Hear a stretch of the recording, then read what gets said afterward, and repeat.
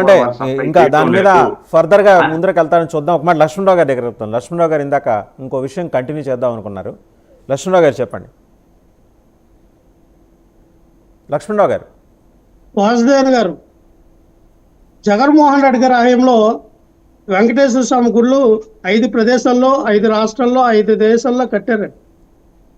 చంద్రబాబు నాయుడు గారి హయాంలో కనీసం ఒక్క వెంకటేశ్వర స్వామి గుడి అని కట్టారా? ఈ 15 సంవత్సరాలు ఇప్పుడు అధికారులు ఉన్నప్పుడు హైదరాబాద్ లో వినండి సార్, మద్రాస్ లో, హైదరాబాద్ లో, జమ్మూ కాశ్మీర్ లో, అమెరికాలో జగన్మోహన్ రెడ్డి గారి ఆధ్వర్యంలో ఉండండి సార్. జగన్మోహన్ రెడ్డి గారు సీఎం గా ఉన్నటువంటి 5 సంవత్సరాల్లో 5 ప్రదేశాలు వెంకటేశ్వర గుడి కట్టాం. ఒక నిమిషం నాయుడు గారు, నాయుడు గారు ఆయన మాట్లాడియండి, ఆయన మాట్లాడియండి, తర్వాత అడుగురు గారు. నాయుడు గారు, నాయుడు గారు ఆయన మాట్లాడియండి. నాయుడు గారు,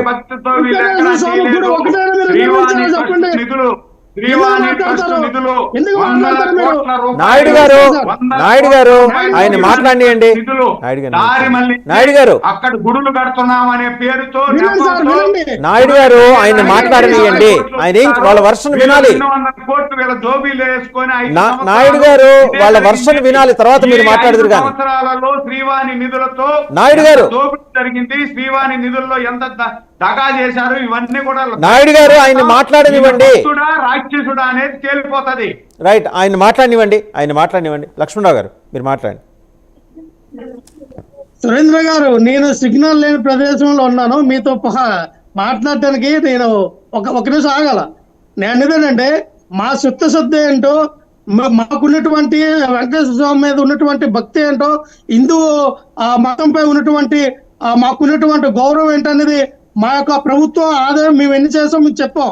కనీసం మరి ఎందుకని చంద్రబాబు నాయుడు గారు ఒక్క గుడి ఎందుకు నిర్మించలేకపోయారు? వెంకటేశ్వర గుడికి చెప్పండి. 356 గుళ్ళు మీ దారులు జరిగితే మీరు కానీ మీ బీజేపీ ప్రభుత్వం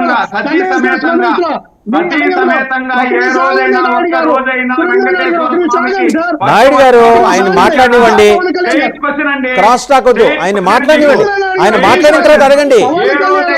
ఆయన మాట్లాడిన తర్వాత అడగండి. నాయుడు గారు, నాయుడు గారు ఆయన మాట్లాడివ్వండి. నాయుడు గారు,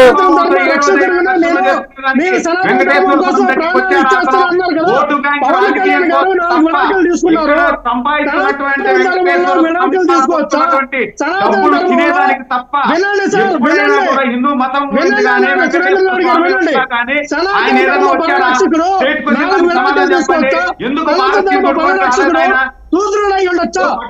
సమర్పించేదానికి ఒక్క రోజైనా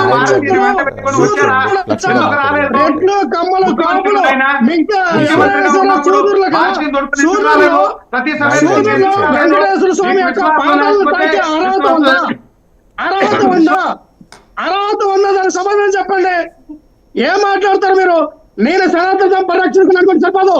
శ్రీ వైష్ణవులు ఎవరైనా పవన్ కళ్యాణ్ గారిని వెంకటేశ్వర స్వామి యొక్క పాదాలను ముట్టుకున్న భాగ్యం ఇస్తారా? అసలు మీకు మీ సూచనలకి ఆలయ ప్రవేశం ఉందా? మీరు అలగ సనాతన ధర్మం గురించి మాట్లాడతారు. ఏం మాట్లాడతారు నాకు అర్థం కావట్లా. రండి చదువుదాం. శక్తులను పరిపాలించాలి కదా, శక్తులను వదిలేయండి, రాజులకు వదిలేయండి సార్, అలాగే బ్రాహ్మణులకు వదిలేయండి సార్, వాళ్ళకైనా పరిపాలించాలి. బ్రాహ్మణులు రాజులకైనా పరిపాలించాలి. సనాతన ధర్మ ప్రకారం వదిలేయండి, వైశ్వాసు వదిలేయండి. మీరెందుకు డబ్బాలు కొట్టుకుంటారు? మీరెందుకు డబ్బాలు కొట్టుకుంటారు? సనాతన ధర్మం ఉన్నప్పుడు రాజులకు పరిపాలన వదిలేయండి, బ్రాహ్మణులకు పరిపాలన వదిలేయండి. అందరం కూడా వాళ్ళ కింద బానిసలాగా పనిచేస్తాం. రెడీ అవ్వండి. అంతేగాని మీరు రాజకీయాలు తీసుకొస్తారో, సనాతన ధర్మం తీసుకొస్తారో, మన ఆడపిల్లలను జోగినిగా తయారు చేస్తే ఆడపిల్లని అంగటి సరుకుల్లాగా ఒక వ్యవసాయ కుమటంలో పెరగడతారండి. ఏం మాట్లాడతారు సార్? ఎప్పుడో జరిగిన సనాతన ధర్మంలో ఎంతమంది సంఘ సంస్కర్తలు వచ్చారు? మేము పవన్ కళ్యాణ్ గారు ఒక సంఘ సంస్కర్త అవుతారేమో అనుకున్నాం, కానీ ఒక హిందూ ఒక కన్సిడర్ తయారవుతారని అవునియండి, వదలొద్దంటారు. ఆయన ఇష్టం అది. అవునియండి, కాపాడండి. ఒకటే ఈ రోజున పవన్ కళ్యాణ్ గారు ఒప్పుకున్నారు, నాకు హిందువులు తప్ప ఎవరు ఎక్కువ కాదని. ప్రజలు తెలుసుకుంటారు, రేపొద్దున ప్రజలు తెలుసుకుంటారండి.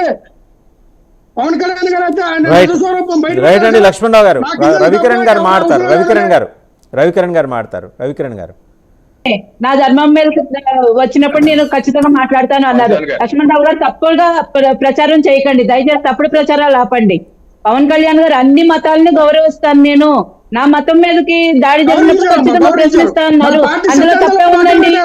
నా మతం ఒక్కటే ఎక్కువ, మిగతా వాళ్ళు తక్కువ అని ఆయన ఎక్కడో చెప్పలేదే. మీరు ఎందుకు వక్రీకరిస్తున్నారు మాటల్ని? మీరు ఎందుకు తప్పుడు మాటలు మాట్లాడతారు? ప్రజలకు ఎందుకు తప్పుడు సంకేతాలు ఇస్తారు? పవన్ కళ్యాణ్ స్పీచ్ సరిగా విన్నారా? మీకు కావాల్సినట్టు అనుకూలంగా మార్చుకుంటారా? నా ధర్మం మీద దాడి జరిగితే నేను మాట్లాడతాను అన్నారు, దానికి తప్పేంటండి? ఒక నాస్తికుడిని తీసుకెళ్ళి తిరుపతికి బోర్డు చైర్మన్ గా చేశారు, ఇంకెవరు దొరకలేదా మీకు? మీరు దేవాలయాలకు రాదు, ప్రసాదాలు తిన్నారు, మీరేమో నాస్తికత్వం, మీరేమో సనాతన ధర్మం గురించి, హిందూ ధర్మం గురించి మీరు మాట్లాడతారు. అక్కడేమో ఒక నాస్తికుడిని తీసుకెళ్లి బోర్డు చైర్మన్ చేశారు. వైసీపీ ఇంకెవరు హిందుత్వం పాటించేవాడు దొరకలేదా మీకు? వైసీపీ దొరకలేదా? అటువంటి వాళ్ళు పెడతారా మీరు? హిందూ ధర్మం